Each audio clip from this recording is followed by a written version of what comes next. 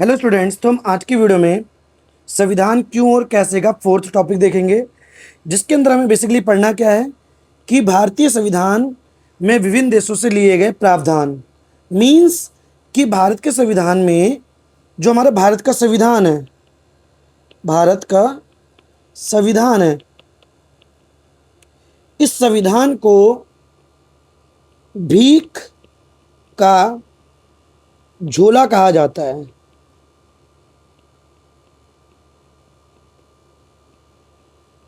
क्यों कहा जाता है भाई? क्योंकि भारत के संविधान में जो अलग अलग प्रावधान है, जो प्रावधान है मतलब विषय, संविधान के अंदर जो अलग अलग विषय हैं, प्रावधान को अलग अलग देशों के संविधानों से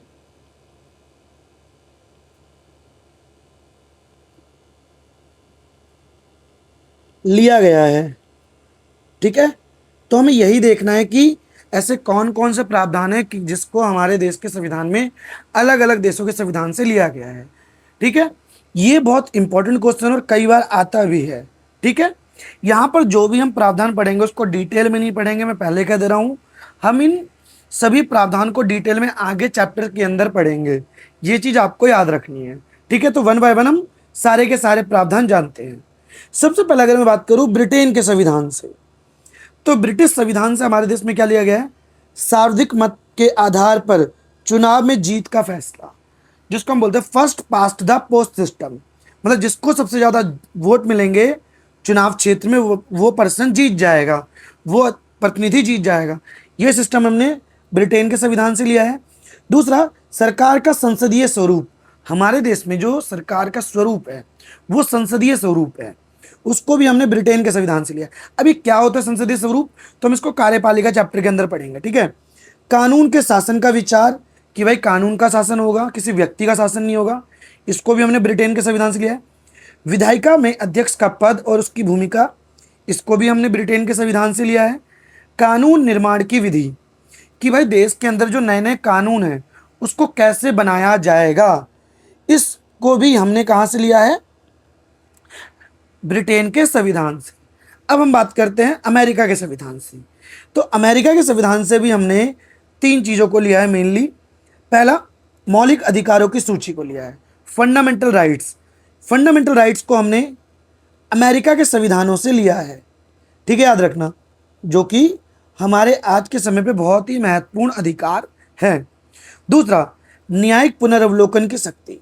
अभी न्यायिक पुनर्वलोकन की शक्ति का मतलब क्या होता है कि न्यायालय के द्वारा, सरकार के द्वारा जो भी कानून बनाए जाते हैं उन कानून की कॉन्स्टिट्यूशन, संविधान के स्तर पर जांच कर सकता है, और अगर वो संविधान के अनुरूप नहीं पाया जाता तो उसको क्या कर सकता है? असंवैधानिक घोषित कर सकता है कि भाई जो ये कानून है वो संविधान की नज़र में अच्छा नहीं है। तो ये शक्ति कहाँ से ली है? न्यायिक पुनर्वलोकन की शक्ति अमेरिका के संविधान से।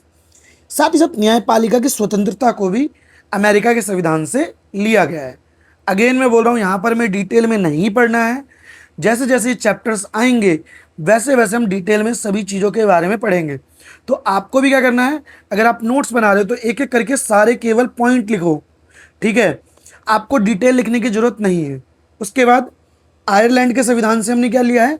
राज्य के नीति निर्देशक तत्व। ठीक है, directive principle of state policy जिसको बोलते हैं हम, इसको हमने लिया है आयरलैंड के संविधान से। उसके बाद हमने फ्रांस के संविधान से क्या लिया है? समानता, स्वतंत्रता और बंधुत्व का सिद्धांत। ठीक है, जो कि आपको पता फ्रांसीसी क्रांति का एक प्रमुख नारा भी था, समानता, स्वतंत्रता और बंधुत्व। तो इसको हमने कहाँ से लिया है? फ्रांस के संविधान से। कनाडा के संविधान से हमने क्या लिया है? एक अर्ध संघात्मक सरकार का स्वरूप। एक अर्ध संघात्मक सरकार का स्वरूप का मतलब पता है?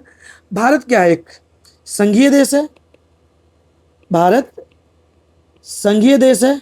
ठीक है, लेकिन इस संघीय देश के अंदर केंद्र को ज्यादा शक्ति है। तो ये जो स्वरूप है, इस स्वरूप को, जिसको हम क्या बोलते हैं? अर्ध संघात्मक सरकार, इसको हमने कनाडा के संविधान से लिया है। साथ ही साथ अविशिष्ट शक्तियों का सिद्धांत। अविशिष्ट शक्तियों का मतलब क्या होता है? देखो, हमारे संविधान में केंद्र सूची है, केंद्र सूची है, राज्य सूची है, ठीक है, और समवर्ती सूची है, ठीक है। मतलब जो भी काम है उन सभी कामों को इसके अंदर बांट रखा है, ठीक है, याद रखना इसके अंदर बांट रखा है। बट इसके अलावा जो भी कोई भी काम है, ठीक है, जो भी काम है वो कहाँ आएंगे, तो है अविशिष्ट शक्तियों के अंदर। याद रखना किसके अंदर है, अविशिष्ट शक्तियों के अंदर। और इसके ऊपर कानून बनाने का अधिकार किसको है, केंद्र सरकार को है, ठीक है। तो ये सारे के सारे संविधान के प्रावधान हमने अलग अलग देशों के संविधान से लिए हैं। आई होप आपको वीडियो समझ में आई होगी। और इसी के साथ आपका जो फर्स्ट चैप्टर है वो खत्म होता है। इसके बाद हम नेक्स्ट चैप्टर पढ़ेंगे भारतीय संविधान में अधिकार, ठीक है। साथ ही साथ आप सारी वीडियोस की देख लेना, मैं गारंटी दे रहा हूँ आपके सारे कॉन्सेप्ट क्लियर हो जाएंगे। तो मिलते हैं नेक्स्ट वीडियो में। Thanks for watching.